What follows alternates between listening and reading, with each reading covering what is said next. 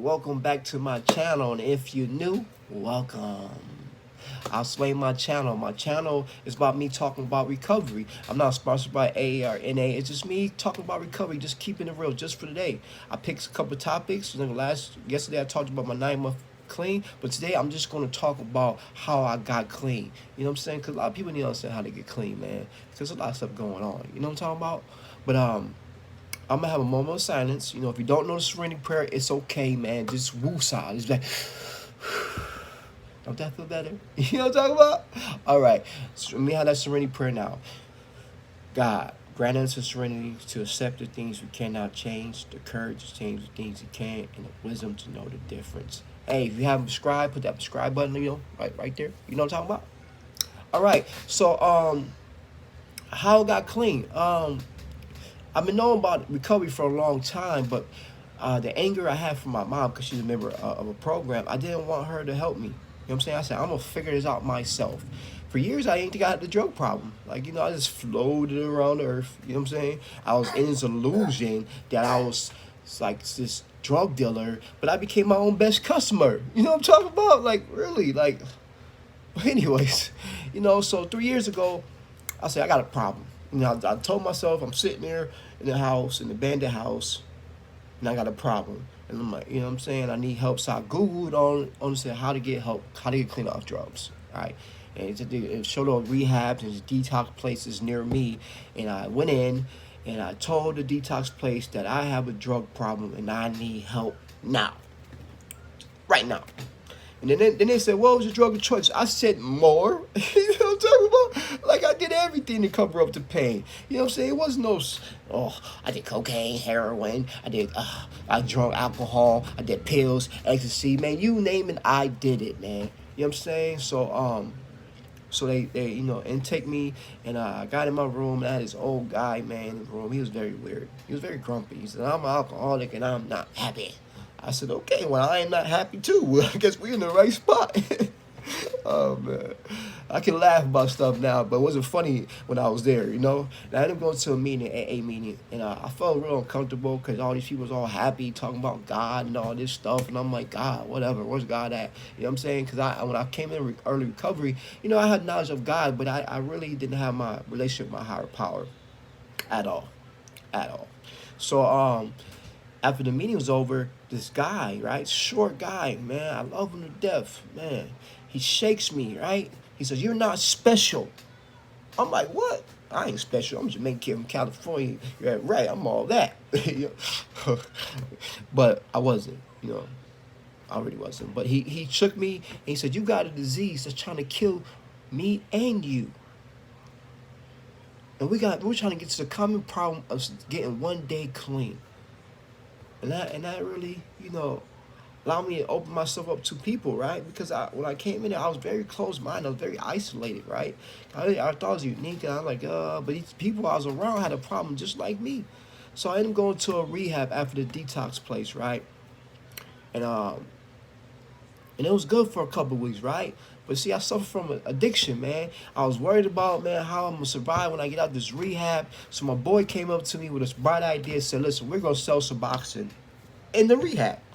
Crazy, right? I'm telling you, listen, I'm compulsive over money. Listen, man. So what happened was, I ended up getting caught trying to cheat the Suboxone. You know what I mean? 'Cause I didn't know what I was doing. So they kicked me out on Christmas Eve. I got kicked out Christmas Eve, man. I didn't really want to go home because I really didn't know I didn't want to go back to using. So I'm searching everywhere for a meeting. And I walked into a meeting on Christmas Eve. And it was an AA meeting, and everybody turned around. And I was like the only black dude there. So I sat there. I felt a little awkward. I sat there. And after they shared, I was about to leave. So after I leave, this guy comes up to me. He's like, sit down. So I share my story, I share what I was going through, and he goes, thanks for sharing. And I'm like, what? Thanks for sharing.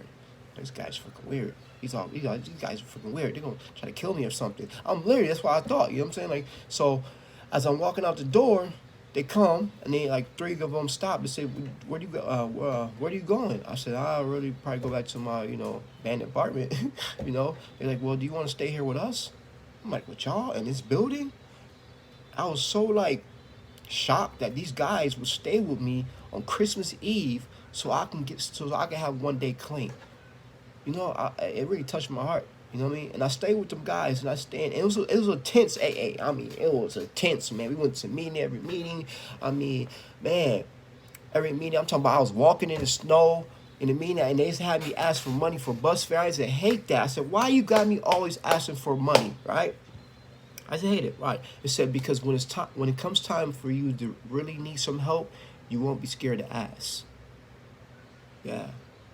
That's what they told me to ask for $1. And I had to go around and ask for $1 for everybody to get bus fare.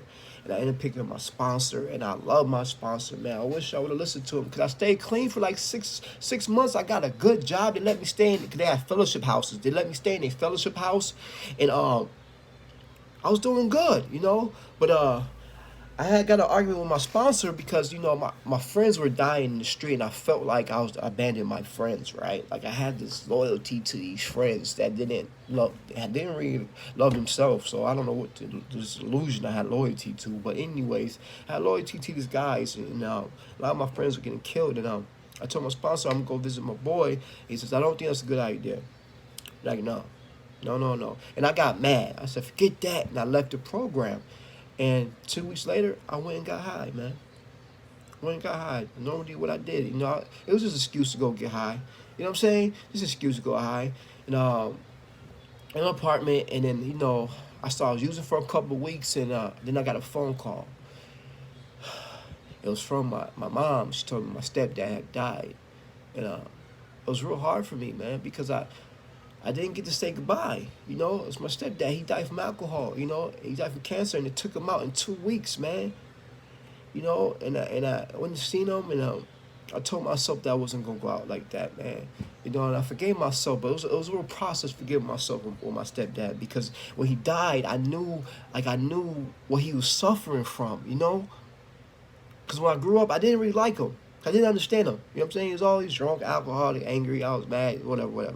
I didn't understand, but as I got older, I understood he suffered from an addiction problem, and I understood, man. So if you got somebody in your life, man, cherish them because you never know, man. You never know when they're going to go, man. You know what I'm saying? Because I wish I could just go back in time and tell them, man, how much I love them, man.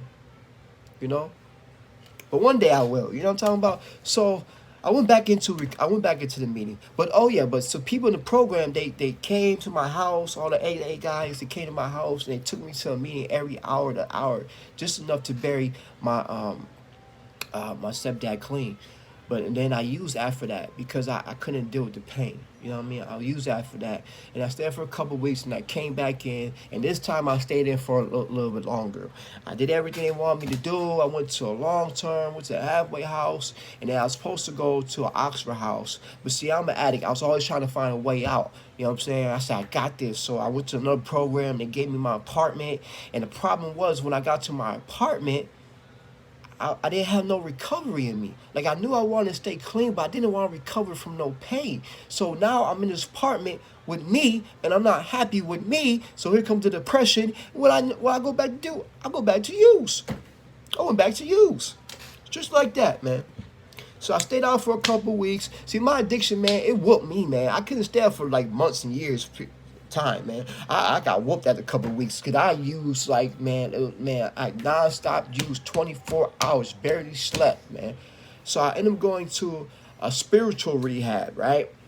And I'm in the spiritual rehab this time. This is like Rochester, my Salvation Army. Yeah, you know what I'm talking about? I don't know if you know about Salvation Army. They have a rehab, and it's real great. But they do mostly about God, so it's a spiritual one. So I'm in the church area, and I'm putting my head down, and this guy comes up, he says, let go. I said, I don't know how to let go.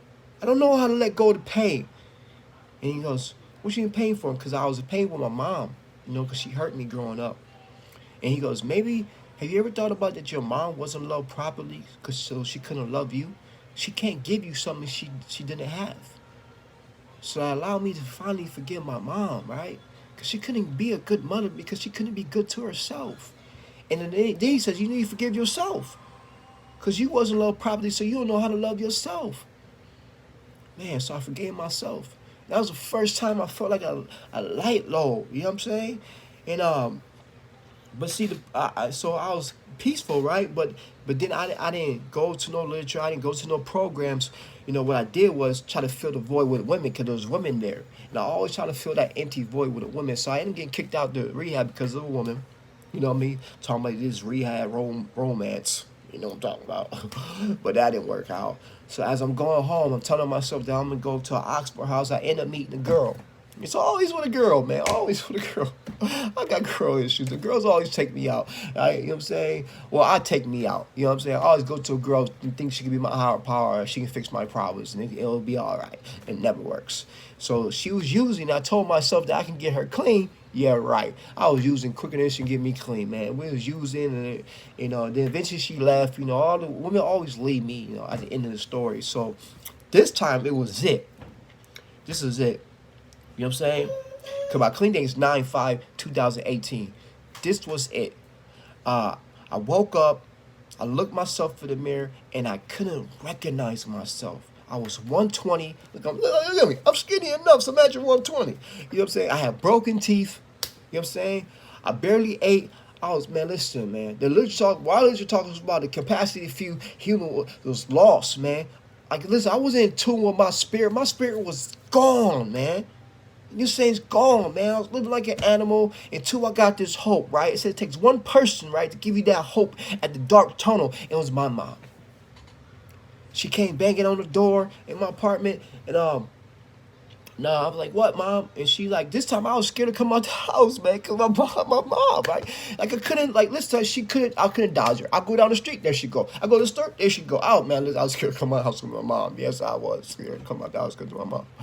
And she opened the door and she wanted to come in, but I didn't want to let her come in because I was living like an animal. The literature talks about living like living reduced skills to an animal state level. I'm talking about where my disease took me that I couldn't even let my own mama in the house because I was living like an animal. You know what I'm talking about? So I'm in the hallway and I'm talking to my mom, and she's like, "Aren't you tired?" I'm like, "Yeah, I am tired." And she started crying. I started crying. And right then and there, I seen my mom, man. I said, "Maybe if you can give me back my mama, unconditional love, that woman that never stops giving up on what she loves, then y'all can give me back me. Then I can get mines. I can find me again." So I went back into my apartment and I said, "This is it." You know, the foxhole prayer. I said, "This is it." But I was serious. I'm like, "This is it." I said, some old things got to die instantly because the rules of the street does not apply in NA. So I can find a new way to live. Well, in my program, in recovery, you know what I'm saying? It doesn't apply all these rules of streets, whatever program you in. You know what I'm saying? It doesn't apply. So I had to get rid of the illusion. I had to get rid of the old ways I was taught to live because they wasn't working. So this time when I came into the program, whatever program you in, I was all in. And I told everybody else, I was never a part-time. I never told the dope boy, hey, let me get half of a nickel. You know what I'm talking about? I said, I wanted the whole thing. And that wasn't good enough. So this time when I came in, right? Man, listen, man, I was hungry, man. And I sat in my seat. I was open-minded to whatever hope they had to give me. Hope is hearing other people's experience. I was willing to do whatever it took because I didn't want to die, man. Because I believe I'm going to die. And I was honest because I wanted the war to stop inside my head, man. You know what I'm talking about? I came here because I wanted peace with self. You know what I'm saying? Because I wasn't happy with self, man. It's like, you know, I wanted to learn how to get my brain peace, man. I was tired of the pain, man. I was tired because, you know, I used to say pain brought me here. No, it didn't. My higher power brought me here because pain was my best friend. What happened was a light bulb clicked on and says, "Pierre, do you really want to die or do you really want to live?" And I said, "Man, I really want to live. You know, I'm tired. I admitted defeat. You know, it's over. I surrendered. You know what I'm saying? I surrendered. Oh, God, I had nothing left. It's like to the bitter ends. See, I had to go to the bitter ends. See, I see my mom on drugs. That didn't scare me. I sell drugs to scare me. I had to really abuse myself to the max for me to say it's over, right? And to understand the only way for me to live is through recovery because I'm an addict, man. You know what I'm saying? I need to learn how to deal on life terms. So recovery, that's the way I got clean, man. And I've been clean ever since, man. And I chill with some older guys that had 20 years or more. And that's when I learned to listen and learn. You know what I'm saying? And they guiding me, they school me, and they always just tell me, man, using is a selfish act towards you or anybody that care about you. If you keep on using, you might die. Cause I was like type of unique addict. I saw all these things. Well, what happened to me? But every time I left the program, I got worse and worse and worse. I said, ain't no more worse for me but death. And the addicts are dying, man. So if you're clean, man, stay clean. And if you're not clean, man, get clean, man. If you feel like using, hold on, man. Hold on. You're not alone. Yeah, I see you right now, man. I know it's hard, man. I've been there, man. I've been in an abandoned house. Man, listen, I came to recovery with the clothes on my back, man. Yeah, I'm telling you, man. And I've been blessed, man, just by staying clean. My first couple months was rocky, but we hold on. You know what I'm talking about? We hold on. Just hold on, man. Just stay. If you stay clean, it will put you in a position where you want to be. I know you want the car, the house, the woman, the girl, whatever you want, but just stay clean. Make sure you stay clean, right? And watch how lost dreams awakens. You know what I'm talking about? I'm telling you, I'm living proof, man. You know, I got 7 kids. I got all custody of my kids. I got a house, got a business. But listen, I had to stay clean first to get all these things. You know what I mean? My first year, man, I wanted so much. But listen, we say stay clean first, man. Just stay clean first. Build a foundation, man. And you can do it, man. I'm telling you, you can do it. If anybody can, man, listen, I did it. And I was the worst of the worst. I didn't care about my life or your life. You know what I'm talking about? Use that phone list. Go to a meeting. Use somebody that has faith in you, man. Because I got faith in you, man. So you can message me. Hit me on the comments, man. Message me. And we can talk. Me and you. I don't care where you at. Alaska? You know what I'm talking about? We can talk. You feel me? And, you know, you can always call my phone, man. But, hey, if you like the video, man, make sure you subscribe, man. Put me a thumbs up. Put me a thumbs down, man. Give me some feedback. Give me some questions, because tomorrow I'll be talking about my 1 year clean. But I need you to hold on and check the hit, man. If anybody tells you they don't love you, man, Pierre loves you. Yes, you.